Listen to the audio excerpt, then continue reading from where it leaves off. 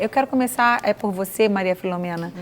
O que você tem visto aí no seu dia a dia, no seu trabalho? Na verdade, essa pergunta até para os dois, né? Isso tem acontecido muito, as pessoas têm ido reclamar isso mais do que antes, porque tem acontecido mais ou porque hoje as pessoas também podem se expressar e até reivindicar isto? Bom, eu acredito que é mais porque as pessoas estão tendo mais acesso à justiça, né? Através das defensorias públicas, as escolas de direito têm um atendimento a essas pessoas e também o conhecimento de que pode reivindicar esta questão do afeto, porque não é uma questão de lutar pelo afeto que não teve, mas é ser ressarcido desse afeto que não teve, não é? Então, nós já temos muitas reivindicações, até monetárias, para tentar suprir essa falta de afeto. Mas é um afeto que é do cuidado, do cuidar, que é a obrigação do pai e da mãe, não é? Do cuidar da criança, de ser exemplo, de dar a ele a segurança de seguir seus caminhos, não é? Então, é uma questão mesmo da modernidade. Quanto mais direitos, mais reivindicações. Olha só, interessante, né, doutor Bruno? Você tem visto isso muito também. A lei mudou, né? Foi acrescentado no ECA, no Estatuto da Criança e Adolescente, essa questão do cuidado dos pais, da afetividade, e isso fez também com que as pessoas tivessem esse respaldo da lei, né? Exatamente.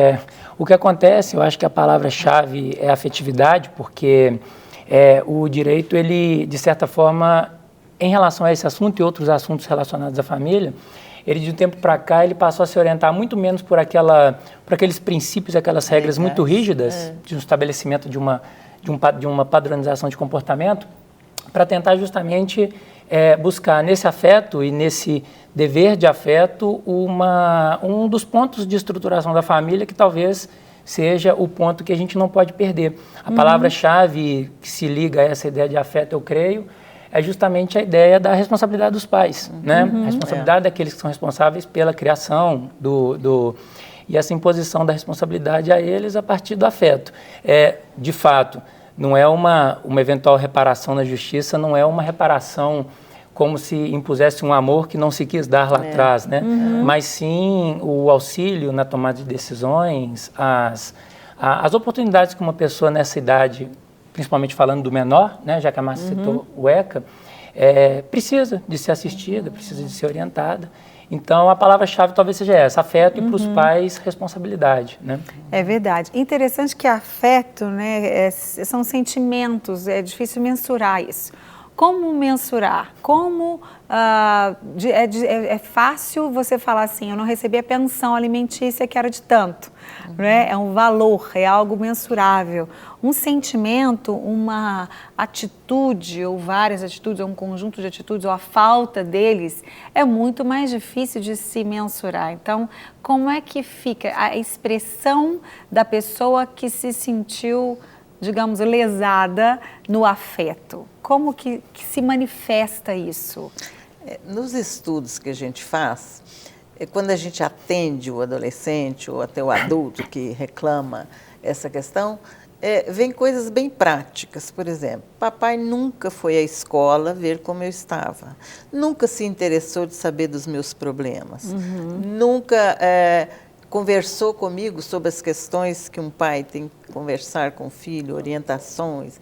É muito mais um dano moral, é um dano moral daquela pessoa que se sente assim, totalmente desprotegida de uma orientação, de um exemplo, né? De uma discussão sobre algum ato que teve, que ficou na dúvida se estava certo ou errado, porque, na verdade, o papel do pai e da mãe é, além do exemplo, né, ensinar os valores para que a pessoa tenha uma vida o mais digna possível, né, e que consiga ser uma pessoa do bem. Então, é através de toda a vida, que tudo que ele sentiu falta, não é? Mas a gente tem que ter muito cuidado, porque às vezes ou o pai ou a mãe abandonou, não foi porque querer. Ele quis. Ele foi porque ele quis, foram as condições. Por exemplo, poderia ter passado por uma alienação parental, né? Algumas questões, por exemplo, que aparecem, que são extremamente difíceis de lidar, que é a acusação de abuso sexual, por exemplo.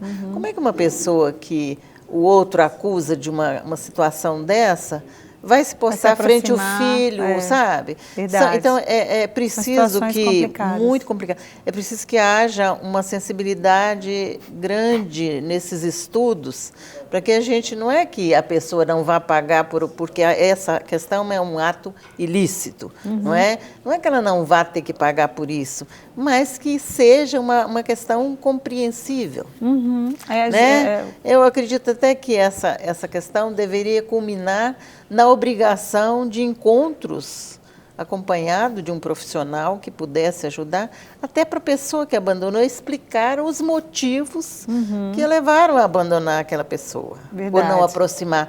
Porque dar uma pena é muito mais fácil do que ter essa compreensão. É verdade. Então, é importante que tenha esse momento para essas pessoas envolvidas poderem explicar o que aconteceu de fato. E especificamente na parte do dano, o judiciário, quando vai responder a uma tentativa de objetivação disso, o que eu quero dizer? Ao invés, o juiz está preparado para ouvir diversas pessoas falando dos mais variados assuntos e conta com a assistência psicossocial para chegar a uma resposta mais de dentro do lar, mais de dentro da casa. Quando ele vai responder isso, o judiciário ainda é um judiciário que se pauta muito pela ideia da responsabilidade civil padrão. O que é responsabilidade civil? Da mesma forma que eu bato no carro de alguém e tenho o dever de reparar por esse prejuízo, numa esfera muito maior, muito mais ampla, eu trouxe o dano a alguém por um abandono e por isso eu devo reparar. E eu acho que até em virtude disso que a gente tem, apesar de ser um assunto recente e em crescente movimento, é por isso que eu acho que a gente encontra uma esmagadora maioria de decisões ainda contrárias. Porque é difícil de mensurar, é difícil de identificar o que é o abandono, o que é essa falta de afeto, objetivamente. E, ao lado disso, a gente ainda pensa em parâmetros muito estabelecidos para uma responsabilidade de modo geral. Para receber todas as novidades do canal, inscreva-se. E se curtir o vídeo, clique em gostei. Aproveite para acompanhar a Rede Super nas redes sociais.